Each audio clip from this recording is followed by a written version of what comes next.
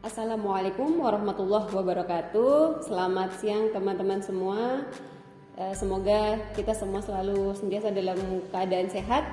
Baik, kita hari ini akan masuk dalam materi perkuliahan keselamatan dan praktikum keselamatan dan kesehatan kerja. Hari ini kita akan belajar bersama tentang praktikum pemeriksaan tanda-tanda vital. Pemeriksaan tanda-tanda vital terdiri atas pemeriksaan tekanan darah, kemudian pemeriksaan denyut nadi, dan pemeriksaan nafas atau respirasi.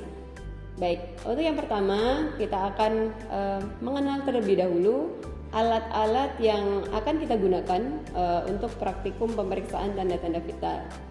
Nah, seperti yang teman-teman lihat di depan, sudah ada alat yang kita gunakan untuk pemeriksaan tekanan darah. Kita bisa menggunakan sphygmomanometer, atau teman-teman mungkin lebih familiar dengan nama alat tensimeter. Sphygmomanometer atau tensimeter ada yang berupa tensimeter raksa seperti yang ada di depan kita. Ada juga sphygmomanometer atau tensimeter digital. Ada juga sphygmomanometer aneroid. Kemudian alat yang kedua yang dibutuhkan untuk pemeriksaan tekanan darah adalah stetoskop. Nah, yang untuk pemeriksaan denyut nadi kita bisa menggunakan alat bantu stopwatch atau bisa menggunakan jam tangan yang kita miliki masing-masing. Begitu juga dengan pemeriksaan respirasi, bisa kita gunakan stopwatch atau jam tangan yang teman-teman miliki. Baik, pemeriksaan tanda-tanda vital itu digunakan untuk melihat bagaimana status kesehatan seseorang. Nah, untuk sebagai ahli K3 nantinya teman-teman membutuhkan kompetensi ini. Minimal pertama teman-teman bisa mengukur atau menilai bagaimana status kesehatan diri teman-teman masing-masing. Yang kedua, teman-teman bisa menggunakan kompetensi ini untuk membantu jika suatu saat ada pekerja atau rekan kerja yang mengalami kondisi penurunan kesadaran atau di saat tengah-tengah bekerja mengalami kondisi kehilangan kesadaran, maka teman-teman bisa melakukan bantuan pertolongan pertama dengan modal atau dasar basic kompetensi pemeriksaan tanda vital ini. Ya, setelah ini kita akan melakukan bersama-sama pemeriksaan tanda vital, pemeriksaan tekanan darah, pemeriksaan denyut nadi, dan pemeriksaan respirasi. Baik, selanjutnya saya akan menjelaskan tentang alat-alat yang digunakan untuk pemeriksaan tekanan darah. Yang pertama adalah sphygmomanometer air raksa. Untuk jenis sphygmomanometer air raksa ini terdiri atas pompa, kemudian manset, dan di sini teman-teman bisa lihat ada tabung air raksa. Disinilah nanti air raksa itu akan dialirkan menunjuk kepada skala angka yang nanti akan menunjukkan berapa tekanan darah pasien tersebut. Di sini ada juga tuas on off, di mana teman-teman harus sangat memperhatikan ini karena tidak akan bisa menunjukkan indikator angka jika tuas on off ini belum difungsikan, gitu ya. Jadi diperhatikan sebelum kita memulai nanti untuk tuas off-nya agar diarahkan ke arah on. Nanti teman-teman akan bisa lihat perbedaannya saat tuas off ini diarahkan ke on, maka air raksa ini akan mulai bergerak naik. Ya, akan terlihat air raksa ini bergerak naik.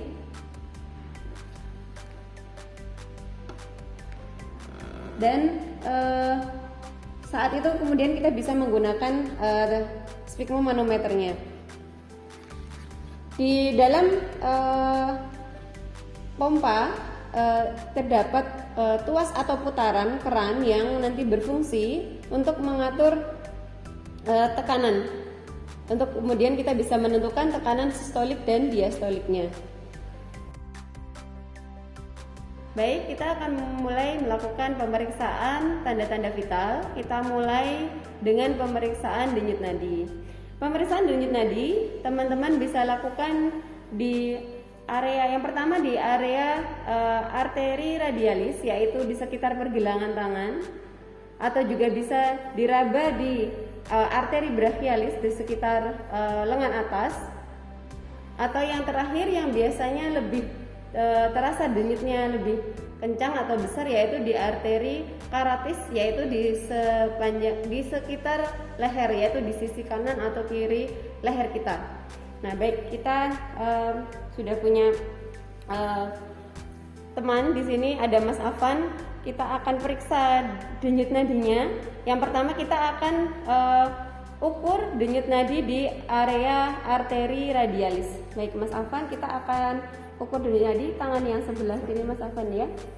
Ya, teman-teman lakukan perabaan atau disebut juga dengan palpasi menggunakan dua jari, yaitu jari telunjuk dan jari tengah.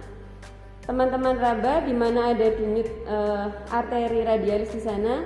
Baik, jika sudah teraba, kita akan mulai hitung denyut nadinya. Ya, teman-teman bisa gunakan stopwatch atau jamnya ya.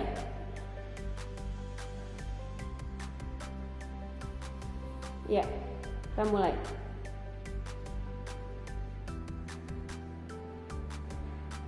Teman-teman hitung selama 1 menit berapa jumlah denyut nadi dari pasien atau orang yang kita periksa.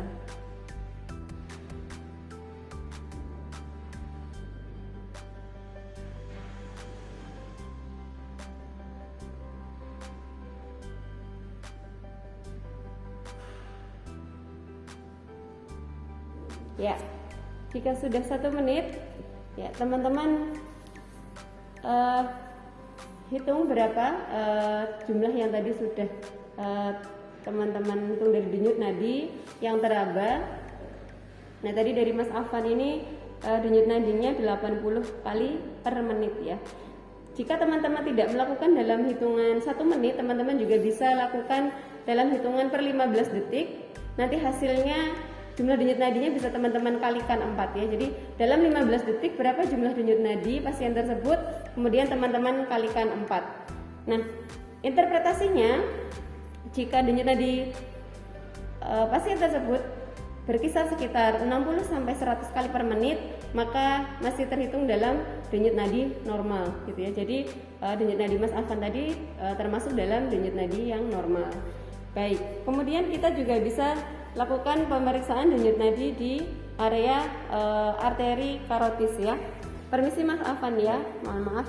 Kita akan raba dulu sama menggunakan 2 jari ya. Kemudian ya denyutnya terasa lebih kencang ya dibandingkan di arteri radialis tadi.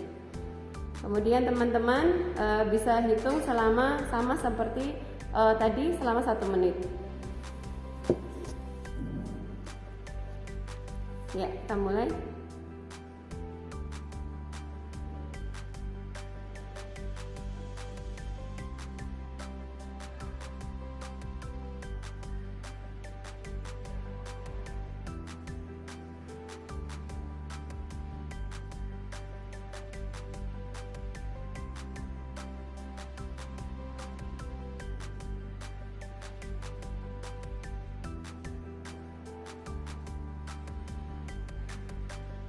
Baik, setelah 1 menit kita sampaikan denyut nadinya berapa jumlah yang teraba tadi. Jumlah dari denyut nadi di arteri karotis Mas Afan 82. Jadi kurang lebih hampir sama antara perabaan di denyut nadi di arteri radialis dengan di arteri karotis. Baik teman-teman, itu untuk pemeriksaan denyut nadi. Kemudian kita akan masuk ke pemeriksaan respirasi. Jadi untuk pemeriksaan respirasi ini teman-teman bisa meminta pasien tersebut atau orang yang kemudian kita periksa itu posisi duduk atau juga bisa dalam posisi berbaring. Pemeriksaan respirasi ini itu bisa secara tiga tahap ya, atau menggunakan 3 pendekatan. Yang pertama bisa teman-teman hanya lihat saja gitu dengan inspeksi gitu ya. Yang dilihat adalah pergerakan, mohon maaf ya Mas Afan, pergerakan dinding dada. Jadi yang kita hitung adalah bagaimana pergerakan dinding dada itu saat pasien itu bernafas, saat tarikan nafas, mengambil nafas, saat inspirasi dan juga saat ekspirasi. Jadi satu respirasi itu merupakan hitungan dari satu inspirasi dan juga satu ekspirasi. Jadi itu satu frekuensi nafas ya teman-teman. Jadi saat dia mengambil nafas dan kemudian satu kali mengeluarkan itu terhitung sebagai satu frekuensi respirasi, gitu ya. Kemudian juga cara yang kedua yaitu dengan cara meraba atau palpasi gitu ya.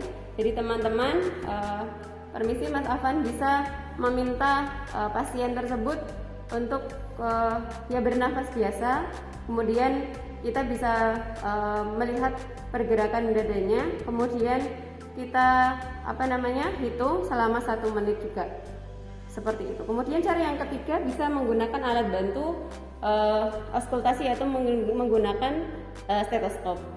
Sama kita hitung selama 1 menit. Kita akan coba secara inspeksi ya, kita hanya melihat pergerakan dada dari Mas Afan selama 1 menit, berapa frekuensi nafasnya atau respirasinya. Ya, sebenarnya saat melakukan pemeriksaan respirasi ini diharapkan pasien tidak mengetahui kalau kita sedang memeriksa gitu ya, agar tidak terjadi bias atau tidak jadi nafas yang dibuat-buat begitu ya. Jadi seperti kondisi saat normal gitu. Jadi kita biasanya berdiri di belakang pasien, kemudian kita lihat pergerakan dadanya. Kita akan coba hitung ya selama 1 menit frekuensi nafasnya Mas Afan. Ya, Mas Afan bernafas biasa saja. Ya, kita mulai.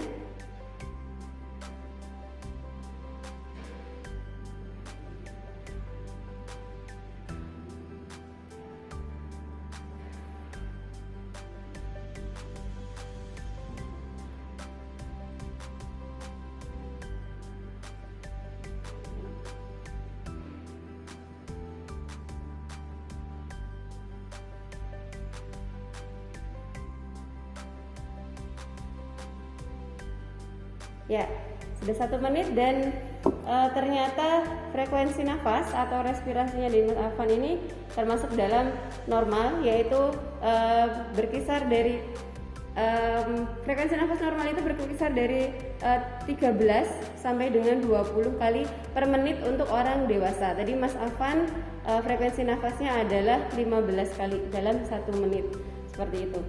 Baik teman-teman, yang terakhir, pemeriksaan tanda vital yang terakhir, kita akan melakukan pemeriksaan tekanan darah, di mana kita sudah jelaskan tadi bahwa alat yang digunakan adalah sphygmomanometer atau tensimeter. Yang di sini adalah tensimeter air raksa, dan kemudian juga kita menggunakan alat bantu stetoskop. Baik Mas Afan, kita pastikan pasien atau orang yang kita periksa dalam kondisi yang tenang, kemudian juga posisi duduknya yang nyaman gitu ya, tidak tegang, karena kondisi tegang itu bisa jadi akan mempengaruhi tekanan darahnya. Jadi Mas Afan relax aja, santai saja, saya akan periksa tekanan darahnya ya. Ya, teman-teman mulai dengan membuka mansetnya. Kemudian jangan lupa tadi teman-teman arahkan tuas sphygmomanometer ke tuas on. Kemudian teman-teman akan lihat bahwa air raksanya sudah mulai bergerak naik ke atas. Bisa menggunakan lengan yang terdekat dengan pemeriksa ya. Jadi saya pinjam tangannya sebelah kanan.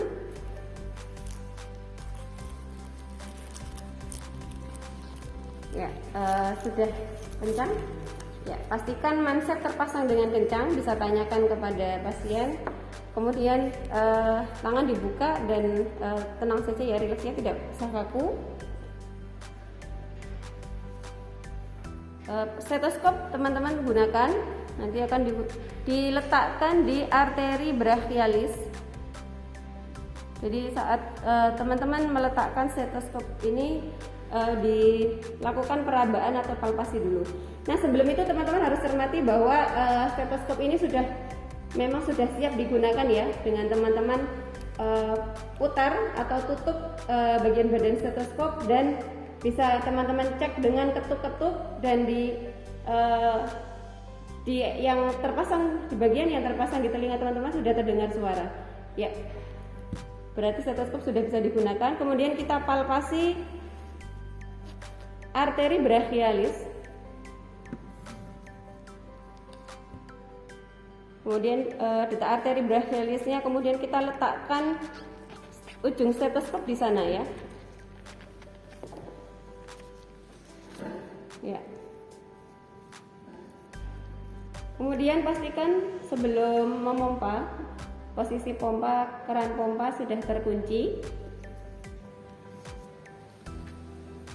Teman-teman juga bisa tanyakan dulu kepada pasien berapa tekanan darah yang biasanya sering diperiksa, atau tekanan darahnya pasien itu biasanya berapa, gitu ya. Mas Alvan pernah melakukan pemeriksaan tekanan darah sebelumnya? Ya, Pernah. Berapa ya tekanan darah biasanya kalau diukur? 115/70. Oh, 115/70. Baik teman-teman, Mas Afan mengatakan bahwa tekanan darah biasanya saat dilakukan pemeriksaan 115/70. Jadi teman-teman saat melakukan pemompaan pertama, nanti air raksa ini akan naik menuju ke angka 115. Setelah itu teman-teman naikkan 20 mm Hg dari tekanan darah biasanya dari pasien tersebut. Jadi sekitar 140 di angka 140 air raksa bergerak. Di angka tersebut kita hentikan pemompaannya ya. Kemudian nanti kita akan turunkan secara perlahan-lahan. Baik, saya akan mulai pemeriksaannya ya Mas Afan. Kita akan pompa pelan-pelan ya sampai dengan angka 140. Nah, di 140 ini kemudian teman-teman kita akan mencari bunyi cut off, yaitu bunyi detak yang pertama, dengan cara teman-teman buka atau putar keran dari pompa, keran pengunci pompa secara perlahan-lahan sehingga air raksanya akan turun secara pelan-pelan sampai nanti teman-teman mendengar bunyi detak yang terasa kencang yang pertama kali. Itulah disebut sebagai tekanan diastolik.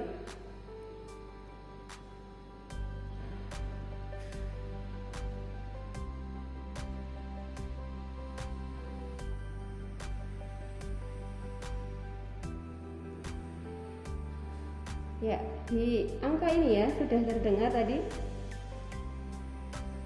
Ya, di angka 110 sudah terdengar bunyi Korotov yang pertama. Kemudian kita turunkan lagi pelan-pelan sampai bunyi itu menghilang.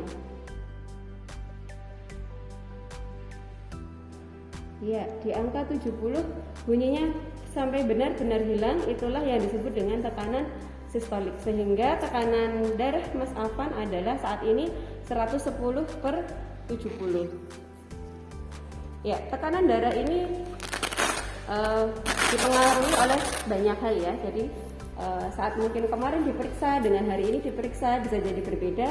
Bisa jadi karena pola tidur, juga bisa jadi karena aktivitas gitu ya. Jadi banyak faktor yang kemudian mempengaruhi. Interpretasi dari pemeriksaan tekanan darah Mas Afan tadi termasuk dalam tekanan darah normal. Ya, teman-teman jangan lupa setelah menggunakan sphygmomanometer dipastikan untuk selalu mengunci kembali, yaitu mengarahkan tuasnya kepada tanda off agar kita bisa merawat alat ini sehingga air raksa ini tidak akan terputus gitu ya. Dimiringkan alat ini ke sebelah kanan, dan kemudian baru teman-teman kunci ke tuas off. Jadi tujuannya memiringkan ini adalah agar air raksa ini benar-benar kembali masuk ke tabung raksa gitu ya. Sehingga alat ini bisa digunakan kembali dengan kondisi baik. Ya, untuk tekanan darah normal, angka pengukurannya yaitu tekanan diastoliknya adalah 110 sampai dengan kurang dari atau sama dengan 120 mm Hg, sedangkan tekanan sistoliknya adalah 70 sampai dengan kurang dari 80 mm Hg. Nah, itu disebut juga tekanan darah normal atau normotensi. Nah, jika ada yang memiliki tekanan darah di bawah 110 mm Hg per juga sistoliknya di bawah 70 mm Hg, maka disebut kondisinya hipotensi atau tekanan darah rendah. Nah, sedangkan tekanan darah tinggi atau hipertensi itu jika tekanan diastoliknya di atas 120 dan tekanan sistoliknya di atas 80 mm Hg. Baik, terima kasih Mas Afan untuk bantuannya untuk pemeriksaan tanda-tanda vital pada hari ini. Terima kasih teman-teman semuanya yang telah menyaksikan praktikum pemeriksaan tanda-tanda vital yang terdiri atas pemeriksaan denyut nadi, pemeriksaan respirasi, dan pemeriksaan tekanan darah. Semoga teman-teman bisa mencoba, kemudian melakukan juga untuk melihat bagaimana kondisi status kesehatan teman-teman masing-masing. Terima kasih dan salam sehat dan salam K3. Assalamualaikum warahmatullahi wabarakatuh.